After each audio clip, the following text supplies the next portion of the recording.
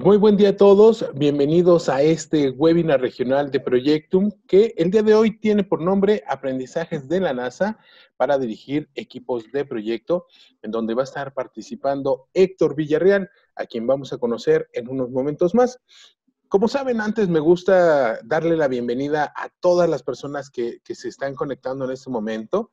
Darles la bienvenida a todas las personas que se conectan de aquí de la Ciudad de México, desde República Dominicana, Costa Rica, tenemos también gente de Bogotá, tenemos gente de Barranquilla en Colombia, tenemos también, bueno, más personas de México y Costa Rica, también tenemos a gente de Caracas, de Santiago de Chile, desde Argentina, bienvenidos, desde Maracaibo, Venezuela, desde Monterrey, a todos ustedes y a las personas que se siguen conectando en este momento, bienvenidos a este webinar regional. Y bueno, como les decía, antes de comenzar tenemos algunos mensajes parroquiales que necesitan ustedes conocer. Entre ellos, recuerden que para que ustedes obtengan la constancia de participación de este webinar y de los webinars que organizamos en Proyectum, necesitan cumplir con el requisito de 55 minutos de conexión durante la transmisión de este evento. Si ustedes cumplen con estos 55 minutos, ustedes estarán recibiendo en próximos días su constancia de participación a través de correo electrónico, junto con la grabación del webinar, para que lo puedan ver las veces que ustedes deseen. También una recomendación que nos hicieron es que, bueno, ustedes pueden cambiar, cuando ustedes se conectan, pueden cambiar el nombre en el chat. Entonces, ahí pueden poner tal vez su nombre de, no sé, Juan Pérez, pero lo que les recomendamos también es que pongan el país de donde nos están visitando para también saber de dónde nos visitan en caso de que no nos quieran ahí colocar en el chat su mensaje. Y bueno, también recomendarles que nos sigan en redes sociales, en las diferentes plataformas que tenemos para ustedes, para que estén enterados de las noticias más recientes en las diferentes oficinas de Proyectum, así como ofertas y todo lo que tenemos preparado para todos ustedes. Ahora sí, vamos a conocer un poco más de Héctor Villarreal con este tema de aprendizajes de la NASA para dirigir equipos. Y bueno, para conocer un poquito más a Héctor, él tiene una maestría en Administración de Tecnologías de Información con especialidad en Administración del Conocimiento del TEC de Monterrey. También tiene una especialidad de la Universidad de Comillas en España. Cuenta con más de 15 años de experiencia en consultoría de gestión de negocios, capacitación y facilitación en procesos de planificación estratégica y reuniones críticas. Es socio director de Proyectum Dominicana y fundador de Colaboro Latinoamérica. Es Key Regional Partner de Storm Collaboration Technologies y miembro de la Junta de Directores de la Asociación Internacional de Facilitadores desde el 2014. Actualmente es editor de la versión en español del libro How NASA Built Teams, base de la metodología 4D para equipos de alto desempeño. También dice gatofilio y con mucha afición a gatofilio. O sea, ¿te gustan mucho los gatos, Héctor? Tengo tres, sí, bastante. Ahí, muchos saludos a todos los que se están conectando el día de hoy con nosotros, en especial los que les gustan los gatos. Excelente. Y también dice que mucha afición a la ciencia ficción y a la playa. ¿Quién no le gusta la playa? Así que, Héctor, bienvenido. Pues cuéntanos más de este tema, por favor. Pues, vamos a trabajar el día de hoy, en esta sesión. La verdad que bienvenidos. Gracias, Hugo, por la presentación. Gracias por todas las flores. Y pues bienvenidos a todos desde México hasta Argentina, hasta Santiago, del sur al norte, del norte al sur. Pues bienvenidos a este webinar, donde hablaremos sobre algunos aprendizajes que la NASA ha tenido para el proceso de dirigir proyectos. Y pues tenemos aquí varios objetivos para la sesión del día de hoy. Vamos entrando de lleno al tema. Sí, vamos a trabajar y conocer un poquito del impacto que tiene el contexto social en el desempeño de un equipo de trabajo, específicamente en un proyecto. Sí, vamos a identificar las 4 dimensiones críticas que un equipo de alto desempeño tiene que trabajar o cuidar. Sí, y vamos a conocer justamente las conductas clave para un equipo efectivo. Es decir, muchos de ustedes tienen equipos de proyecto que probablemente pudieran ir a un ritmo distinto o con resultados distintos. Entonces, vamos a hablar un poquito de eso al respecto. Les espero por ahí sus preguntas también, ahí en en la aplicación de preguntas y respuestas que tenemos para aquí en Zoom, todas las preguntas que no alcancemos a contestar durante la sesión del día de hoy, lo que vamos a hacer es vamos a también a contestarlas en el after webinar y lo estaremos por ahí poniendo a disposición de todos ustedes posteriormente, ¿sí? Y finalmente vamos a trabajar algunos pasos para formar un equipo que le llamamos un comportamiento multidimensional. Y pues si bien comenzamos directamente en nuestra agenda directa, vamos a hablar de varios casos y de varios proyectos muy interesantes, de hecho algunos de los proyectos más complejos que ha tenido la NASA hasta el día de hoy, entre ellos vamos a hablar del caso del transbordador espacial Challenger. Para algunos que son muy jóvenes, no sé si lo recordarán, pero ese terminó en un proyecto que terminó bastante un desastre justamente. Vamos a hablar también del telescopio espacial Hubble, algunas razones por las cuales no trabajamos en equipo y a su vez las 4 dimensiones y las 8 conductas. Así que tenemos bastante material con el que vamos a trabajar el día de hoy y espero que se lleven aquí algunos tips, técnicas y unas ganas de también cómo hacer que sus equipos de trabajo sean mucho más efectivos, mucho más eficientes. Entonces, me gustaría primero comenzar con una encuesta. Entonces, voy a parar de compartir y voy a compartir ahora otra pantalla. Me gustaría que utilizando un navegador o utilizando su celular, entremos a esta página que dice www.menti.com y vamos a utilizar el código 328155 porque tengo 2 preguntas para ustedes que me van a ayudar a generar en esta presentación es una retroalimentación sobre en qué nos vamos a enfocar y en qué vamos a poder trabajar. Entonces tenemos por ahí 2 preguntas. Esta sería la primera. Sí, me gustaría que entráramos a menti.com utilizando este código que está por ahí. Lo podemos contestar. Muy bien, alguno tiene cara de interrogación, interesante, ¿sí? Alguno está contento, miren nada más, qué bien. Hugo, ¿tú cómo te sientes el día de hoy? A mí se me hace que tú tienes como el número 2. Yo estoy un poquito entre el 1, el 4 y el 6. Ay, no se puede, tú tienes que elegir uno. No se vale, no se vale. Oye, y hay algunos que hoy como que vienen con cara un poquito enojados. Entonces, vamos a ver si durante la sesión podemos quitarle esa carita de enojo, ¿sí? Ahí tenemos un par ahí también ahí enamorados, y también ahí unos 6 con cara de dormidos. Vaya situación. Vamos a ver. Me pregunta Julio Mejía que dónde quedó el 5. Bueno, es que el 5 lo tuvimos que desactivar porque la foto no se estaba activando correctamente. Tuvimos que desactivarlo. Gracias, Julio. Sí, justamente ahí nos cambió un poquito. Pues bueno, tenemos varias personas por aquí que se sienten bien, bastante bien. Algunos con interrogación, algunos con un poquito de dormidos. Entonces, muy bien. Ahora vamos a la siguiente. Ya que esto me ayuda bastante, ahora ya sabemos cómo estamos, ¿sí? Ahora me gustaría que en el mismo Menti, ¿sí? Me puedan contestar en tu equipo o proyecto, ¿cuáles de las siguientes conductas enfrentas al liderar un proyecto? Ustedes están liderando un proyecto, tienen ciertos problemas. Quisiera ver cuáles son los problemas más frecuentes con sus equipos. Quiero saber dónde está la situación, ¿sí? Vamos a ver dónde están las problemáticas más importantes. Sí, muy bien. Ya tenemos más de 20 personas que han contestado. Muchas gracias. Excelente. Perfecto. Muy bien, muy bien. Muchísimas gracias. Ya tenemos ya casi el 80%. Excelente. Fíjense que tenemos bastante variado, pero podemos observar por ahí una tendencia bastante fuerte en la parte del cumplimiento de acuerdos, en la parte de los roles y responsabilidades, falta de alineación y dirección y que no hay un involucramiento de las personas indicadas. Fíjense qué interesante. ¿Y por qué les hago estas preguntas? Porque justamente lo que vamos a ver el día de hoy, la metodología que trabajamos el día de hoy de las 4 dimensiones, abarca todas estas conductas porque consideramos que todas estas conductas son críticas para el éxito de un proyecto. En la experiencia que vamos a estar observando el día de hoy, vamos a observar que todas estas son muy importantes, algunas mayor que otras, dependiendo del estatus de avance del proyecto. Entonces, esto nos va a ayudar también a prepararnos un poco mejor de qué podemos hacer en esos momentos. Entonces, muchísimas gracias por compartirlo. Ahora sí, continuamos por acá. con la presentación.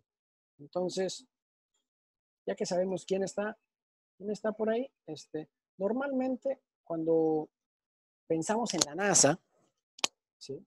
Cuando pensamos en la NASA, se nos vienen ciertas ideas, ciertas imágenes, ¿sí? Entonces, ¿qué se nos viene a la mente cuando hablamos de la NASA? A ver, vamos a ver qué me pueden compartir ahí en el chat. A ver si pueden por ahí escribir. ¿Qué se nos viene a la mente cuando hablamos de la NASA? O sea, ¿qué se nos viene a la mente? A ver, escribiendo por ahí. ¿Sí? Hablan de tecnología, de ciencia, de innovación, ¿sí?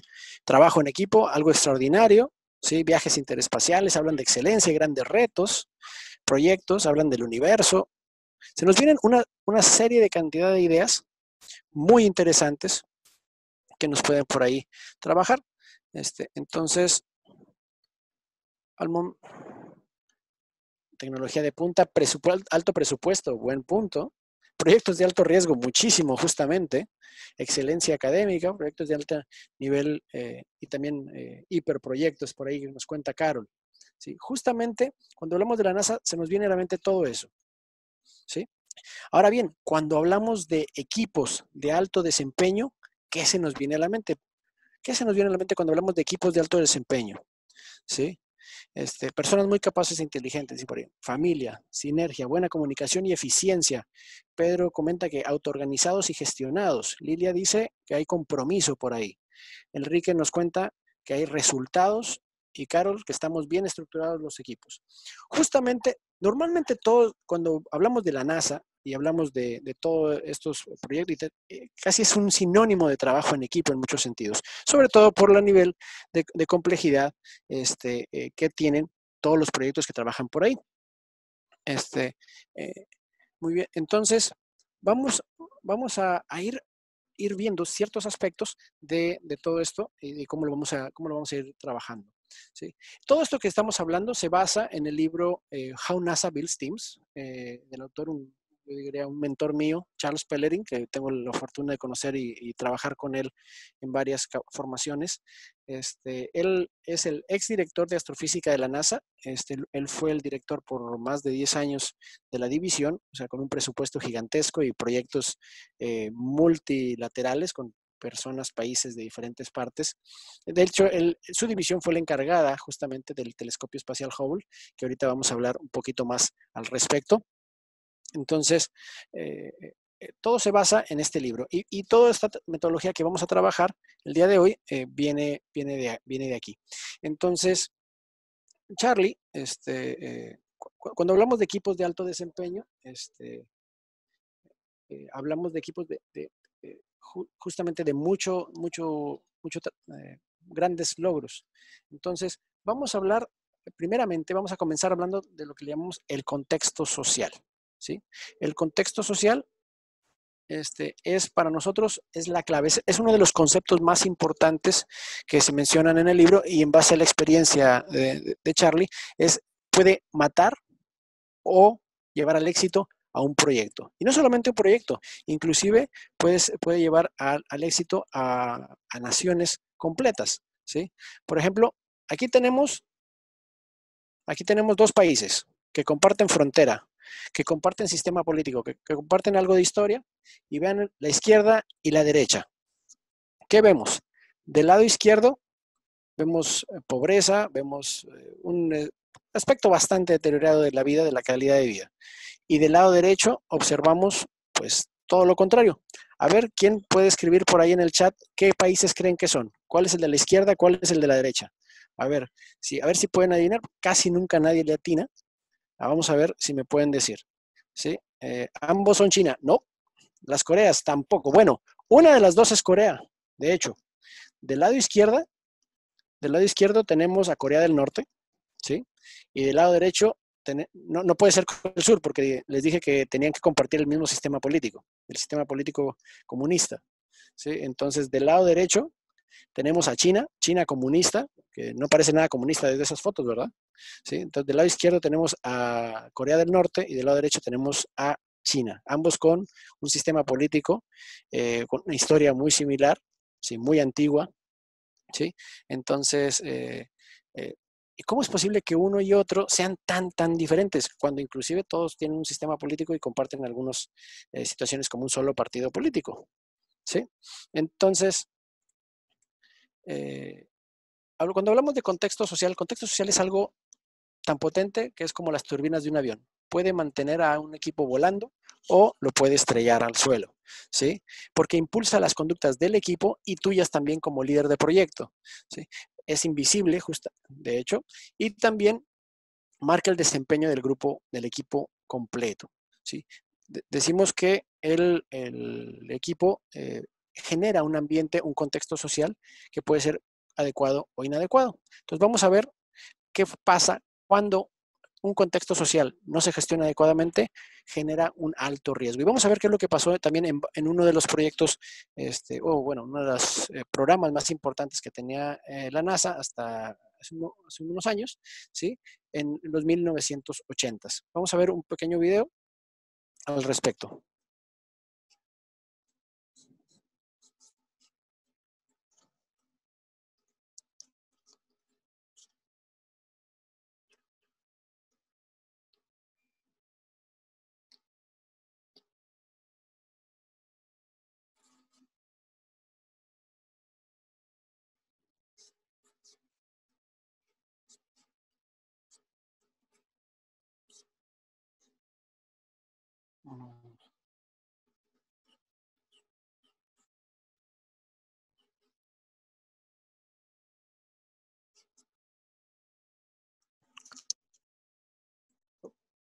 Una disculpa, permítanme volver a presentar. Un segundo. Me están indicando que no teníamos audio.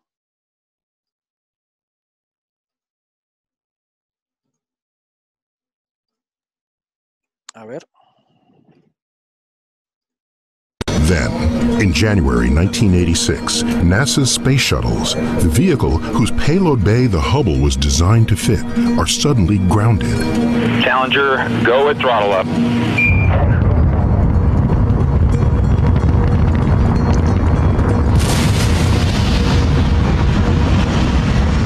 73 seconds after launch, Space Shuttle Challenger explodes, killing the crew of 7 astronauts.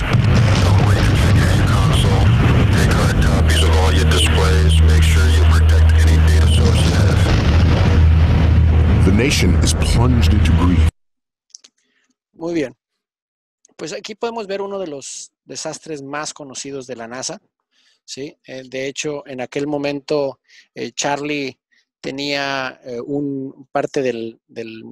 un telescopio dentro del transbordador que explotó y había dudas si ellos habían causado el desastre. Entonces, vamos a pensar un poquito hacia atrás y pensemos en el perfil del ingeniero de la NASA. ¿Qué perfil tiene un ingeniero de la NASA? Por ahí ustedes comentaron, compartieron sobre cuando hablamos de la NASA, que ustedes piensan que una persona que está en la NASA es muy inteligente, muy preparada, que trabaja de una manera efectiva y eficiente, ¿no? ¿Sí? Entonces, normalmente pensamos que ese es el perfil de un ingeniero, ¿sí? Y no solamente un ingeniero, todos los astronautas y todas las personas que trabajan por ahí, ¿sí? Entonces, hay muchas enseñanzas aquí. De hecho, por ahí podemos observar a los 7 astronautas que fallecieron. De hecho, fue una repercusión muy grande en este sentido porque iba la primera civil al espacio, que era la profesora Radcliffe, que fue seleccionada de todo Estados Unidos para empezar a dar clases vía televisión a los alumnos de todo Estados Unidos, ahí en 1986. Entonces fue un gran desastre para toda la NASA en su conjunto. Entonces, ¿qué fue lo que ocurrió? ¿Qué fue lo que ocurrió aquí? ¿Sí? Si nos vamos a la causa raíz, pues es un problema donde empieza a salir combustible de una de las juntas aquí del cohete, ¿sí? Donde empezó a salir un poquito de combustible, el gas llegó a donde estaba la combustión del cohete y obviamente se incendió haciendo explotar el tanque de combustible y todos los elementos de la nave espacial. Entonces, tradicionalmente pensamos que la causa raíz es un problema técnico, ¿sí? Pero pensemos, vayamos un poquito más atrás y pensemos en el contexto donde se estaba generando este lanzamiento.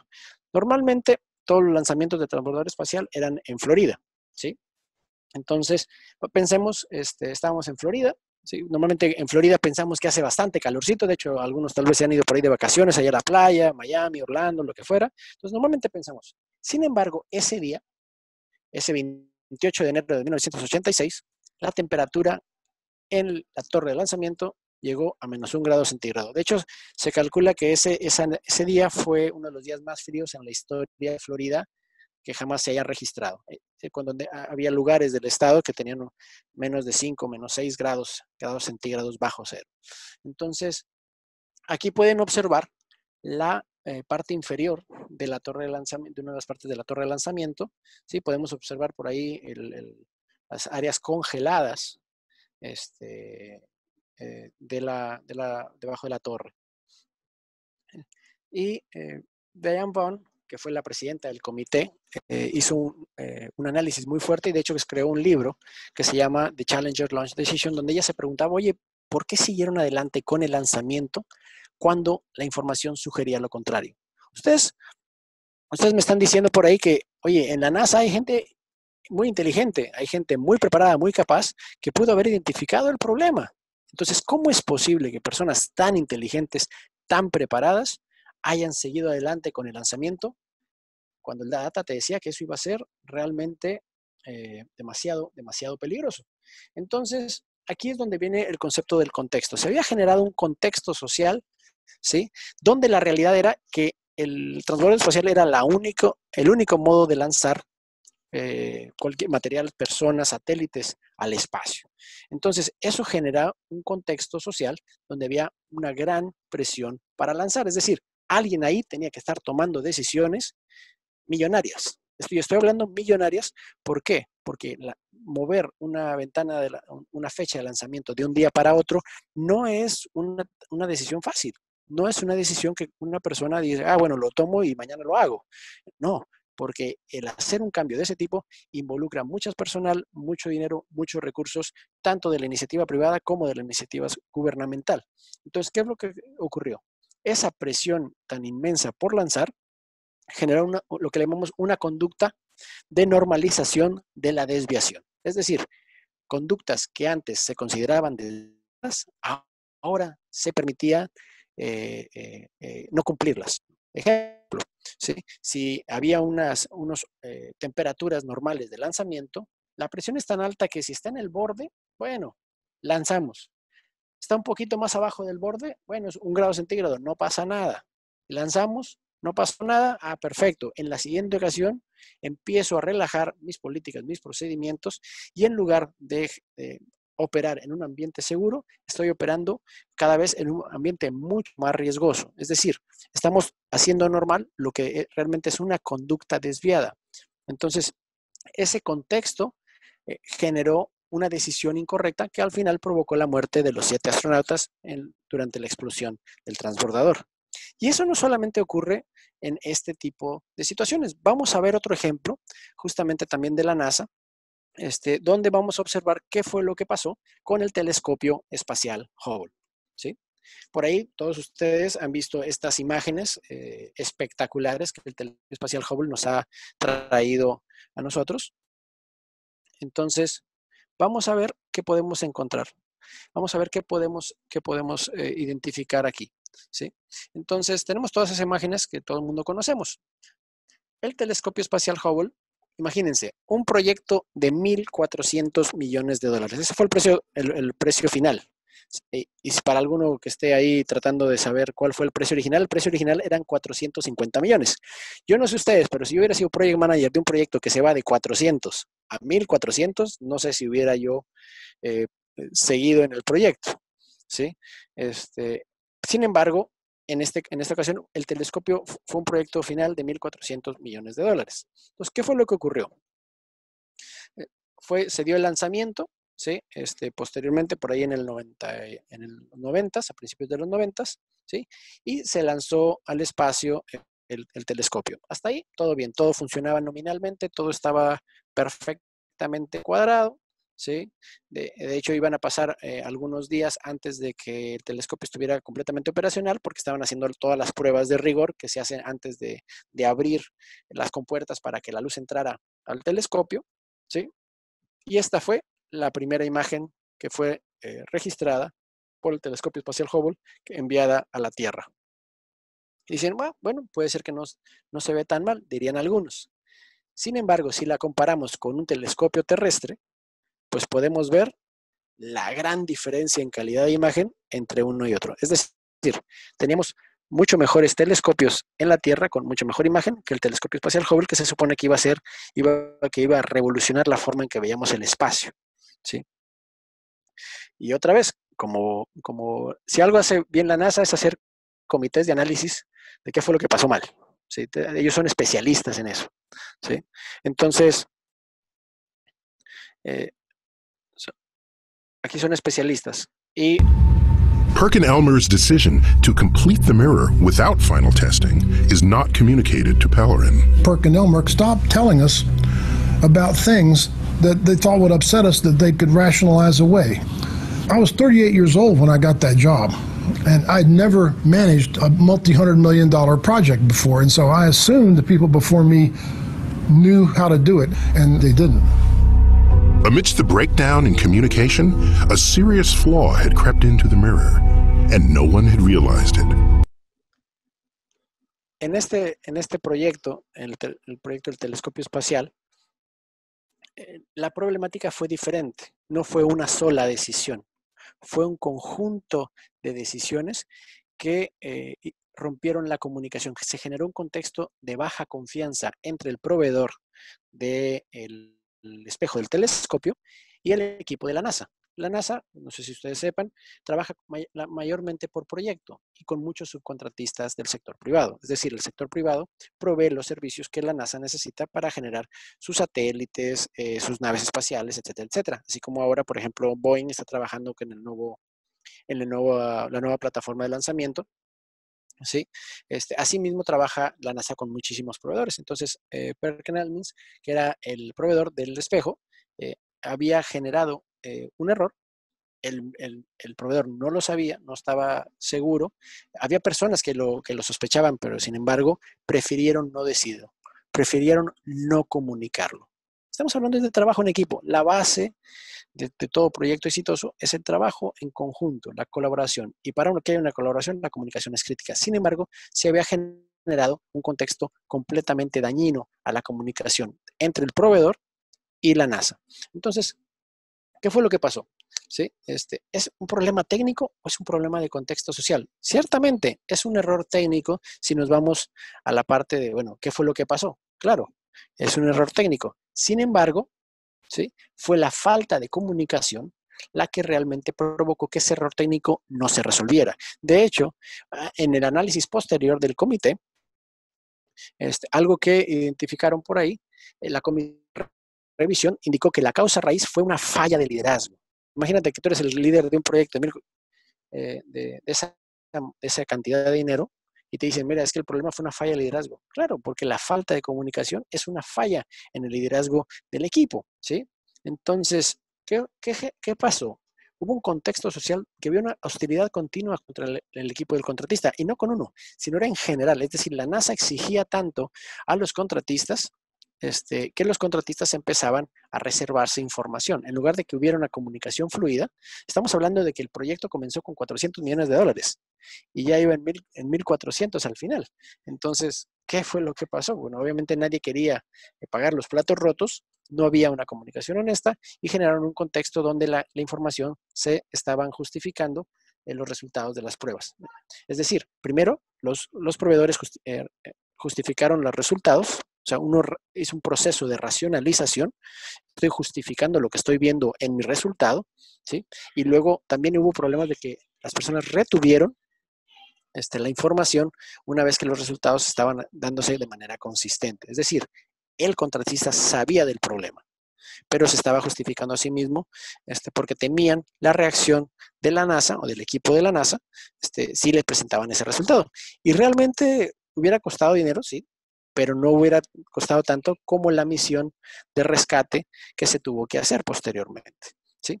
En resumen, el factor común de ambos es la falta de un contexto social inadecuado. Es decir, se generó un contexto que hace más posible los errores, las fallas y el rompimiento de la comunicación entre todos los participantes del proyecto, todos los miembros del proyecto. Entonces, ¿sí? Decimos que para nosotros el poder del contexto es grandísimo. Es tan fuerte porque justamente son esas reglas escritas o no que determinan el actuar de los miembros del equipo. ¿Sí? En tu equipo, en tu proyecto, tú tienes reglas que están escritas de qué es lo que van a hacer, el charter del proyecto, quién va a hacer qué, etcétera, etcétera. Eso lo tienes muy claro. Pero hay reglas no escritas que determinan cómo va a actuar tu personal, todos los participantes del equipo. ¿Sí? Sobre todo en organizaciones, por ejemplo, que tienen una cultura de proyectos bastante baja o son bastante nuevos en este ambiente de manejo de proyectos. ¿Sí? Muchas veces hay reglas no escritas que vienen, que las traemos del resto de la organización y que impactan mi proyecto o mi área. ¿Sí? ¿Sí? Algunos ejemplos de reglas no escritas, por ejemplo, las reuniones pueden empezar tarde. No pasa nada si la gente no termina sus compromisos. De hecho, por ahí algunos de ustedes, prácticamente la mitad de ustedes indicaron por ahí que la gente no cumplía sus acuerdos como uno de los principales retos, ¿sí? Cuando alguien le grita o levanta la voz, todo es perfectamente aceptable.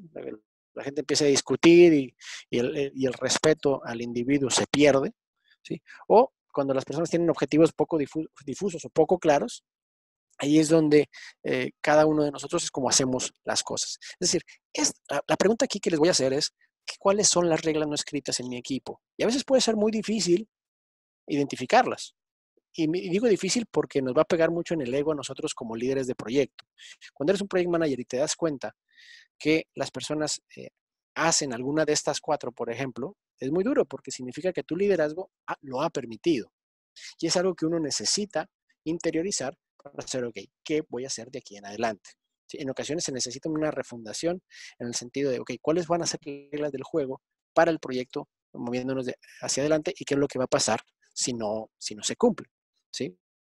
Esto es uno de los retos yo creo que más grandes que tenemos como project managers, ¿sí? Por identificar realmente qué es lo que está pasando en el proyecto para poder actuar de manera adecuada. Acuérdense, ustedes, su accionar o su falta de accionar está generando un ambiente para trabajar de una cierta manera, ¿sí? Entonces, ahí necesitamos, justamente, podemos trabajar en ese sentido, ¿sí? Muy bien. Entonces, ¿hay alguna pregunta por ahí, Hugo? Veo hasta ahora. Veo ahí en el Hasta chat. ahora, ninguna, amigo. En el chat veo por ahí a Sandra Rodríguez, que nos explica por ahí, en el sector público, ese contexto social se ve altamente e impacta en los proyectos que se están ejecutando cuando se da el cambio de gobierno cada 4 años. ¿Qué medidas, por su experiencia, se pueden aplicar para minimizar ese impacto?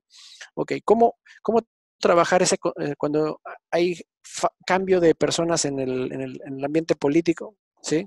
Como algo que es importante es, hay ciertas medidas que uno puede hacer para vacunar los proyectos. ¿Sí? Algo que es muy importante es poder asignar los recursos de largo plazo.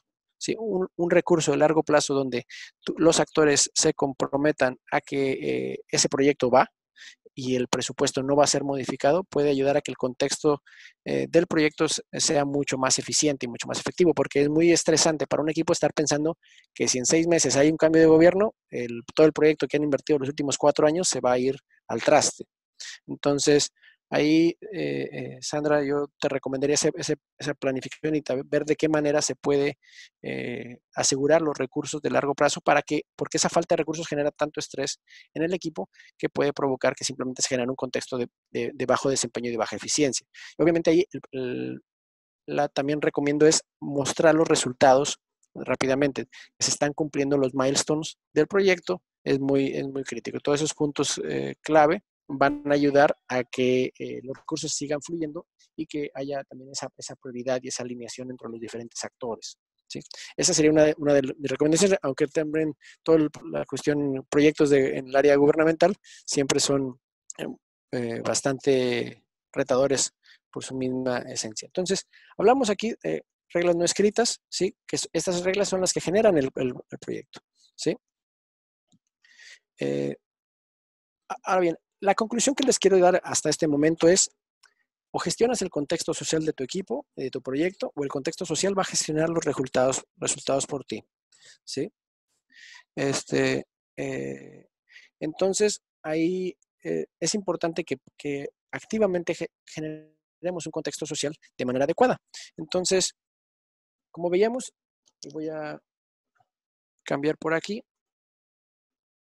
Sí, vamos a ver qué es lo que ustedes me escribieron por acá. Ustedes escribieron por acá que hay una falta de reconocimiento. Veamos que la gente se queja por todo el tiempo y está buscando culpables.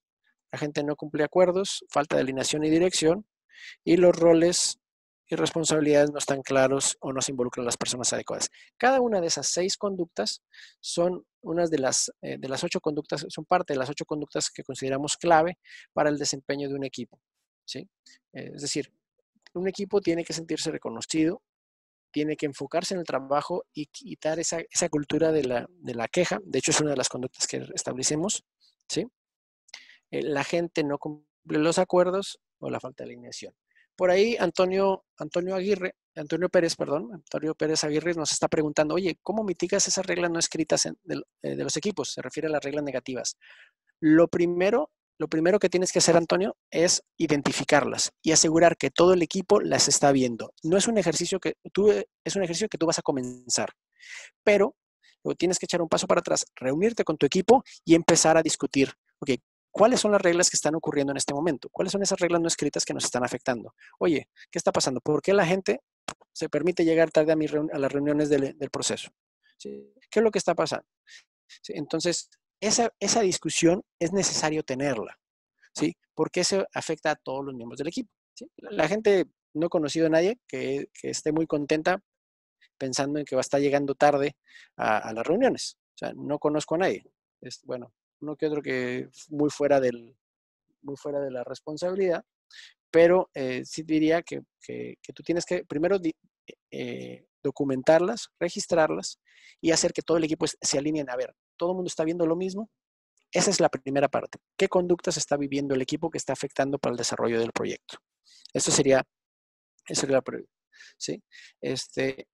Pregunta Gabriel que si hay síntomas o señales que me digan que mi proyecto tiene un contexto social negativo. ¿Sí? Por ejemplo, de hecho, hay algo que nosotros hacemos una prueba, es una encuesta de 15 minutos que te permite evaluar las 8 conductas básicas que ahorita vamos a observar, ¿sí? Y ahí te puede decir si el contexto social es adecuado o inadecuado. Por ejemplo, aquí ustedes lo que me están diciendo, que ustedes tienen algunos aspectos de un contexto social inadecuado. Todas estas 6 conductas que ven ustedes al frente, que ustedes evaluaron, ¿sí? Generan un contexto social inadecuado, ¿sí? Pregunta por ahí Glenn Francisco Acosta, dice, ¿se pueden gestionar como riesgos? Yo diría que cada una de estas conductas es un riesgo en potencia. ¿Sí? Todas estas conductas son un riesgo en potencia y que continuamente tienes que estar evaluando y revisando. En ciertos momentos del proyecto, las personas tienen que saber tienen que poder saber decir si sus roles y responsabilidades están claras, si su nivel de autoridad es el correcto para poder llevar a cabo sus actividades. O sea, de hecho, en mi experiencia personal, yo utilizo esto como mi mecanismo de gestión de riesgos para saber si el proyecto está avanzando o si el equipo está avanzando de la manera correcta, ¿sí? Es muy importante que estarlo monitoreando continuamente. De hecho, esto no solamente es hacerlo al principio y al final del proyecto. Esto hay que hacerlo de manera continua cada 2, 3 meses, ¿sí? ¿Sí? Entonces, espero que esto haya ayudado, Antonio, a contestar la pregunta. Entonces, por ahí continuamos. Seguimos avanzando. Porque quiero mostrarles, ¿sí? Quiero mostrarles las conductas de manera específica que tenemos por ahí. Entonces, ¿sí? ¿Sí? Estas, a continuación, estas son las 8 conductas clave de las 4 dimensiones. Cada una de las dimensiones abarca 2 conductas clave que se pueden evaluar. Sí, algunas pueden parecer muy subjetivas, pero al final el trabajo en equipo es muy subjetivo, es la percepción que tiene la gente sobre cómo trabaja su equipo y cómo le dedica el tiempo y la información a los demás. Entonces, vamos ahí a revisar así rápidamente las 8 conductas. Son las primeras dos, le llamamos el aprecio auténtico o los intereses compartidos. Las personas se cansan de trabajar en proyectos porque se sienten un poco apreciadas o hechas a un lado. ¿Sí? Cuando las personas consideran que el proyecto soporta los intereses compartidos de ellos, de su departamento y de su área, con mayor facilidad participarán del proyecto de manera activa. ¿Sí? Cuando sienten que el proyecto no tiene nada que ver con sus propios intereses, lo único que van a hacer es les van a dar las migajas de tiempo que el proyecto requiera para no meterse en problemas. ¿Sí? Es decir, tenemos que hacer que el proyecto sea un interés de ellos, demostrando o alineando el interés de la persona. Tú tienes que pensar, ok, ¿qué es lo que quiere ese stakeholder? Bueno, quiere tal cosa, quiere A y quiere B. Ok, ¿cómo el proyecto va a ayudarlo a A o B?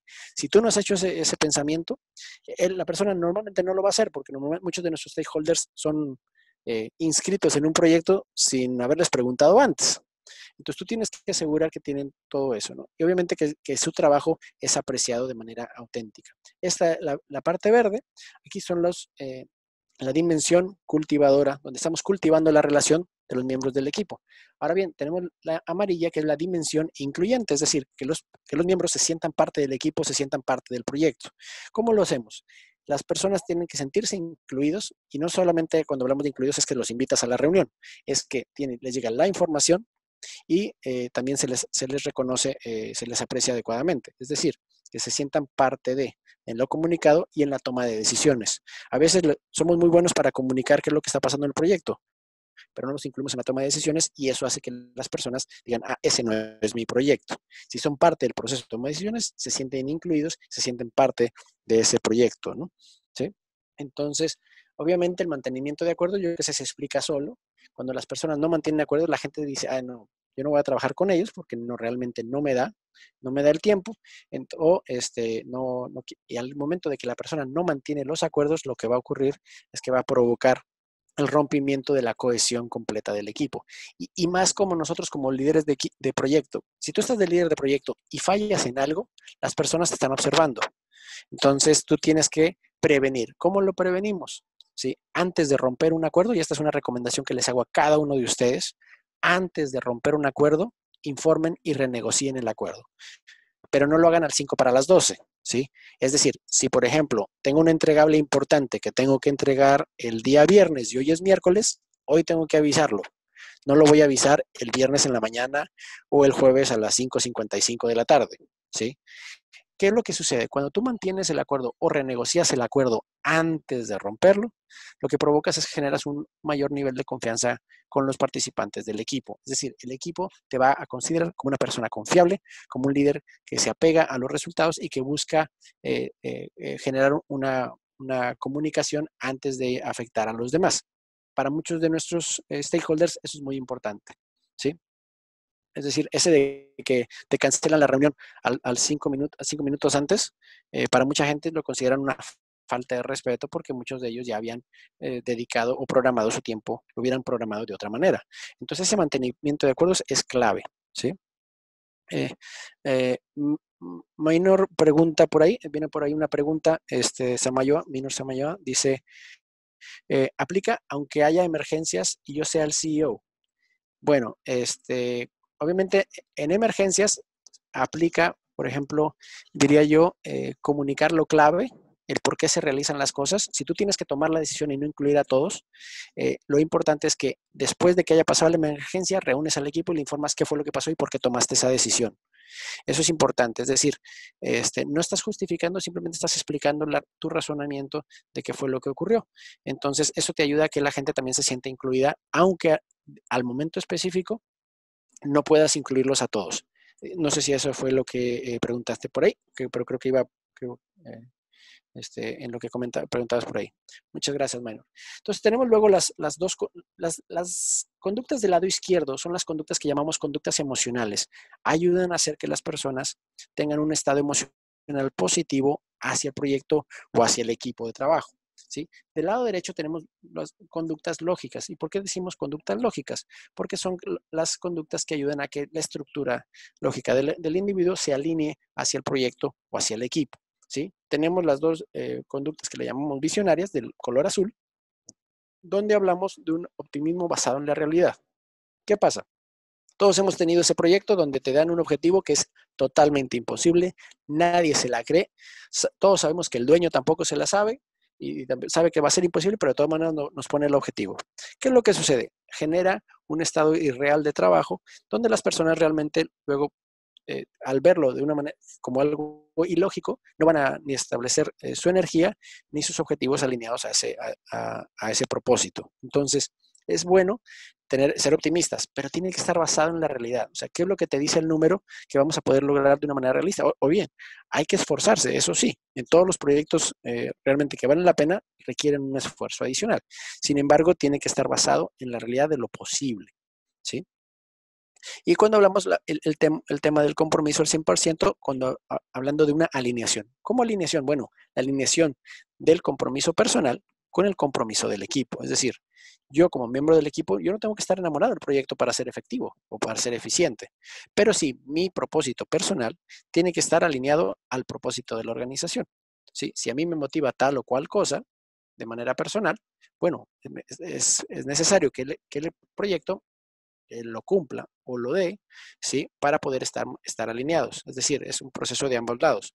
No solamente es lavarle el cerebro para que la gente se comprometa con un proyecto, no. Es cuál es el compromiso natural del individuo y si lo sabemos, podemos alinearlo al compromiso del proyecto, ¿sí? Estas son las dos dimensiones, las dos conductas de la dimensión visionaria y finalmente tenemos las dos conductas de la dimensión naranja, que son la dimensión que le llamamos directiva o de ejecución, ¿sí? Tenemos resistir, culpar o quejarse, por ahí todos ustedes habían encontrado bastante grande que la gente se queja todo el tiempo, estamos hablando de más del 33%. Se quejaba todo el tiempo o se queja continuamente o está buscando culpables porque en lugar de enfocar la energía en resolver, en actuar, en ejecutar, la energía se enfoca en simplemente estar buscando y estamos quitándonos la responsabilidad, ¿sí? Y esas son discusiones que tenemos que tener como equipo. A ver, ¿se ha generado una cultura de buscar culpables? ¿Sí? ¿No? ¿Por qué? Aquí las encuestas anónimas pueden ser muy, muy positivas para poder identificar, sacar la información del equipo para saber qué es lo que perciben, qué es lo que sienten. Eso es algo que nosotros utilizamos muchísimo al momento de evaluar un proyecto para poder revisar en qué estatus se encuentra. Porque cada una de esas conductas tiene solución, pero necesitamos ser puntuales, es decir, cuál de esas conductas es la más problemática en este momento para el equipo y trabajarla. No se pueden trabajar todas de golpe, ¿sí? O sea, son demasiadas conductas que hay que transformar como para que todas se hagan en un solo momento. Entonces, hablamos acá, en la segunda conducta directiva es los roles y responsabilidades, que es lo que nos pregunta por aquí Israel Villaseñor. ¿Sí? Cuando hablamos de roles, es tus funciones. Es decir, ¿qué es la actividad que tú realizas dentro del proyecto? Tú documentas, tú escribes, tú preparas, tú planificas. ¿Cuál es tu rol, tu actividad principal? Yo siempre, es como en el fútbol.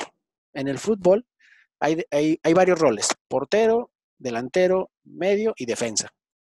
Todo el mundo sabe cuáles son los roles de cada uno.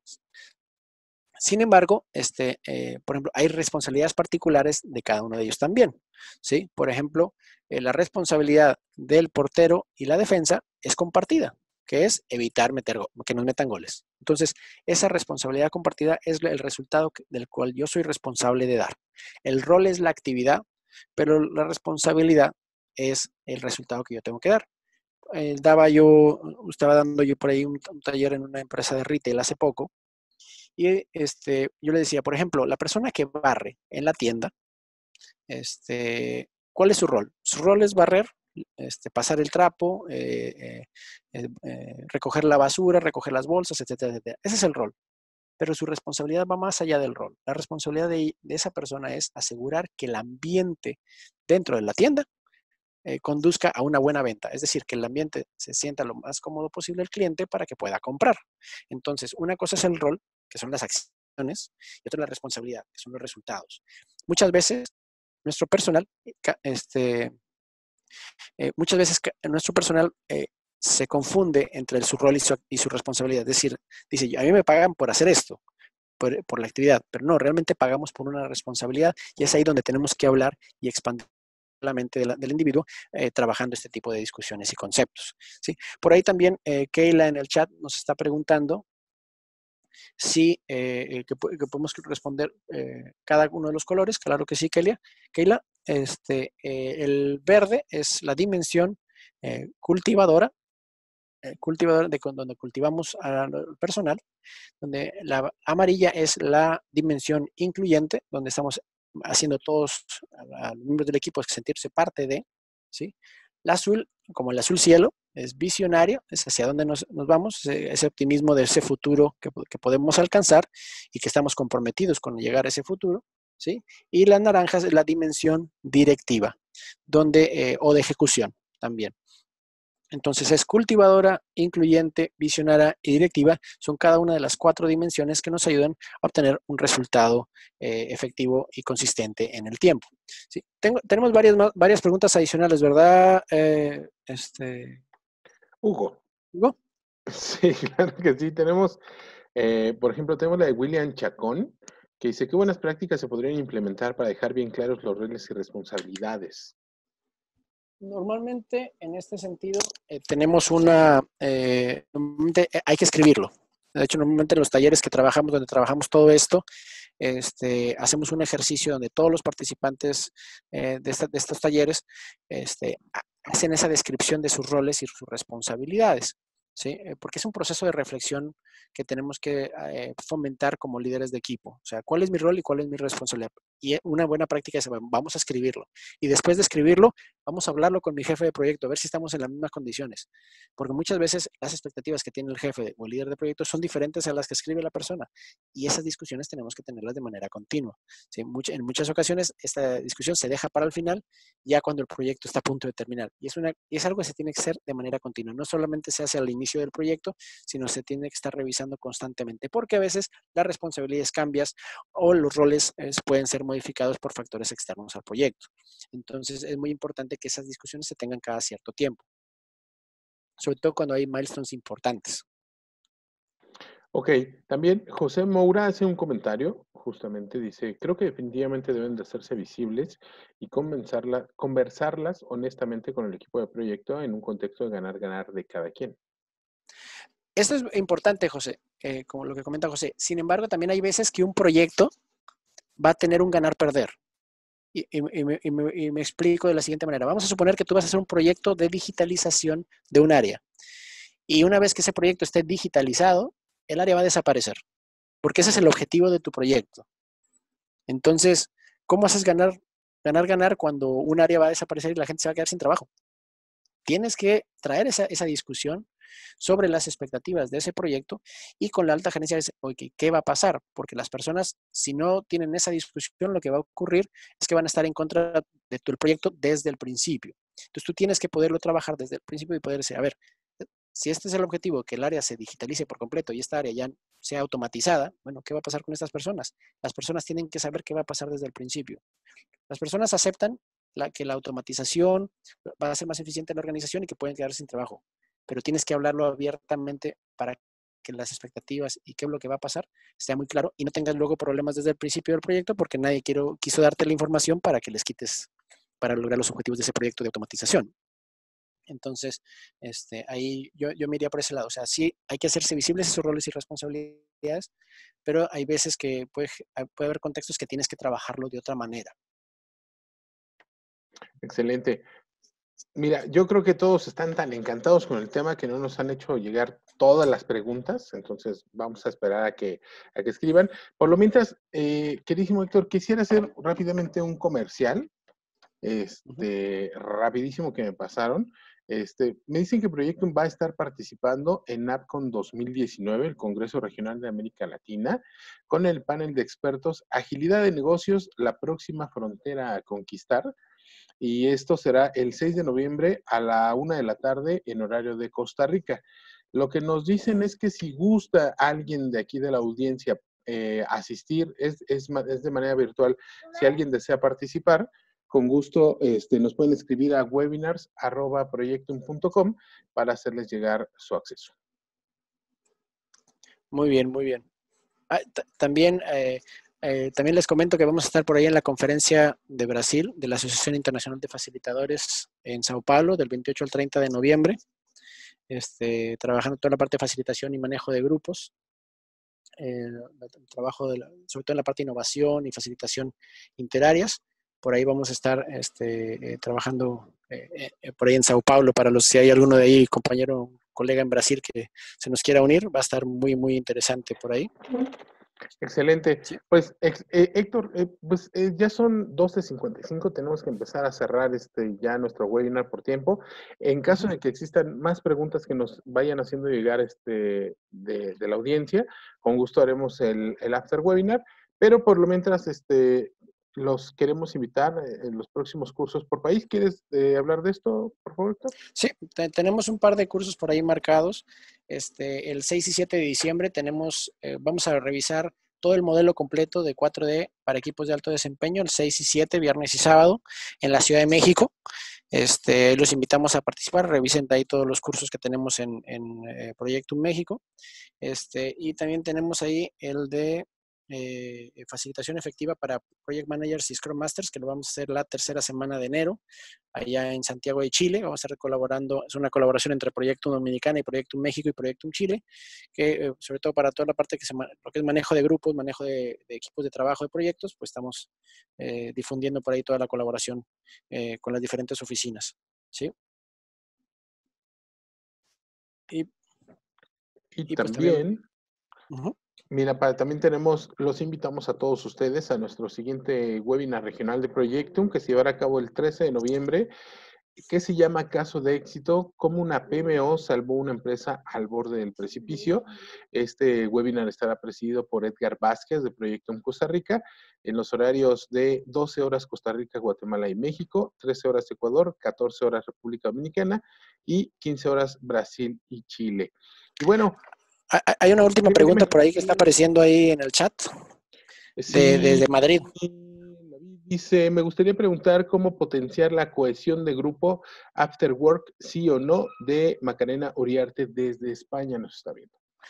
Pues depende del contexto que haya en el equipo. En general, yo diría que sí. En mi experiencia, muchos equipos de proyectos son muy exitosos porque también generan una relación de cohesión de amistad y social. Yo no diría que no, pero ahora sí que cuidado nada más a qué tanto nivel del after work, y digo, no se me vayan a quedar hasta las 3 de la mañana, ¿verdad? Que ahora sí que, como dice el comercial, todo con medida, ¿no? Y en un ambiente de intercambio, de colegialidad, y ¿por qué no de amistad? Uno genera amigos para toda la vida en este ámbito de proyectos, definitivamente. Sí. Perfecto, Héctor. Dime. Todo bien.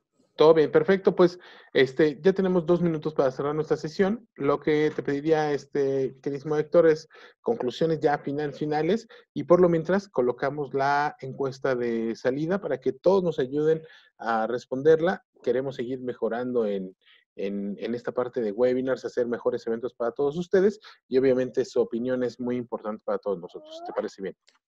Claro que sí, pues yo me gustaría irme con la conclusión que teníamos por ahí sobre o gestionas tu contexto social, o el contexto social va a gestionar tu proyecto por ti. Es decir, tienes que saber cuáles son las condiciones que tú estás colocando con tu liderazgo, con tus conductas, con las conductas de los miembros del equipo, y para poder identificar cuáles son las problemáticas para que vean, ¿sí? Entonces, esa parte es muy, muy, muy importante. Israel está preguntando sobre la invitación, sobre el webinar para lo del... Sobre el AppCon 2019, sí, lo único que les pedimos es que nos manden un correo electrónico solicitando esta invitación a webinars@proyectum.com. Macarena pregunta si el webinar lo va a poder volver a revisar. Lo vamos a estar por ahí publicando en la red, en la comunidad de Proyectum, según lo que sea, ¿verdad, Hugo? Es correcto. Sí, lo subimos a la red. De todos modos, lo hacemos llegar a todos los participantes y obviamente también a las personas que hayan obtenido su constancia de participación, también va el video junto con la constancia. Pues, Y bueno, pues, ¿algo más, Héctor? no, pues simplemente agradecerte, Hugo, por ser mi anfitrión del día de hoy. Muchísimas gracias a todos por haber invitado, habernos, haber invertido ahí su mediodía aquí con nosotros. Les mandamos un gran abrazo desde República Dominicana hasta México, Argentina, Chile, Ecuador, Costa Rica, Guatemala, todo el mundo. Muchísimas gracias por haberse conectado con nosotros. Excelente. Muchísimas gracias a todos y estamos seguros que nos vemos en la próxima. Hasta luego.